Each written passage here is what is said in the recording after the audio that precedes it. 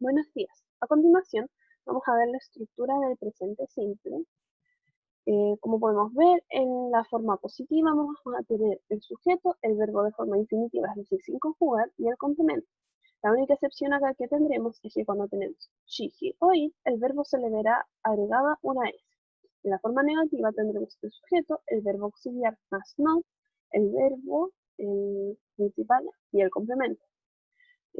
Nuevamente, si tenemos she, he o it, esta vez en el verbo auxiliar se verá la diferencia, donde se agregará una e y una s.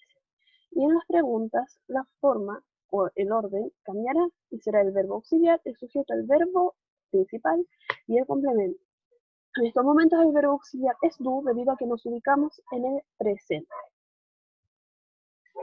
El siguiente tiempo que tenemos es el pasado, donde en forma positiva vamos a tener el sujeto, el verbo, esta vez en pasado, y el complemento. Como podemos ver en estos momentos, independiente del sujeto, no se hace ningún cambio. En la forma negativa vamos a tener el sujeto, el verbo auxiliar, que en este caso es did, por ser pasado, más not, pudiendo ser abreviado como didn't. El verbo sin conjugar infinitivo en la forma negativa y complemento. Como podemos ver, nuevamente no hay cambios según el sujeto. Y en la pregunta, nuevamente cambia el orden, se ve el verbo auxiliar, el sujeto, el verbo y el complemento.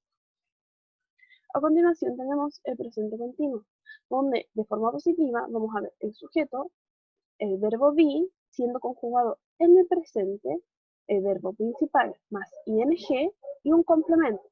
El verbo be será conjugado en el presente y según el sujeto, debido a que si tenemos el sujeto I, el verbo será am. Si es he, she o it, el verbo es is, y si es you o cualquier otro, será are. De forma negativa, tenemos que irá el sujeto, luego irá el be nuevamente conjugado en presente más not, el verbo de nuevo con ing y el complemento. Y finalmente tenemos que, de forma en pregunta, comenzamos por el verbo be conjugado en presente, luego tendremos el sujeto, una vez más el verbo con ing y el complemento. Para finalizar tenemos el pasado continuo, donde de forma positiva vamos a tener primero el sujeto, luego vamos a tener el verbo be, pero esta vez conjugado en pasado, el verbo principal con ing y el complemento. De forma negativa vamos a tener el sujeto, nuevamente el verbo be conjugado en pasado, siendo de que siempre que tengas I, he, she o it, el verbo be será como conjugado como was y con el resto será como were. Vamos a tener el not que indica la negación, el verbo con ing y el complemento. Y la pregunta será nuevamente el orden ya visto anteriormente. O sea, el be, pero esta vez conjugado en pasado, el sujeto, el verbo con ing y el complemento. Lo anterior lo vimos para poder llegar ahora al reporte de speech, lo cual es cuando yo cuento algo que me nombró otra persona. Si la otra persona me cuenta algo en presente simple, yo lo manifestaré en pasado simple.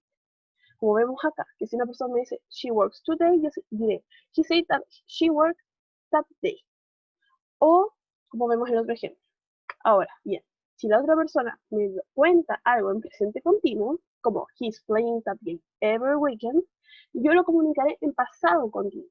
He said that he was playing that game every weekend. Este fue mi investigación y recopilación de la materia aprendida durante la unidad 1.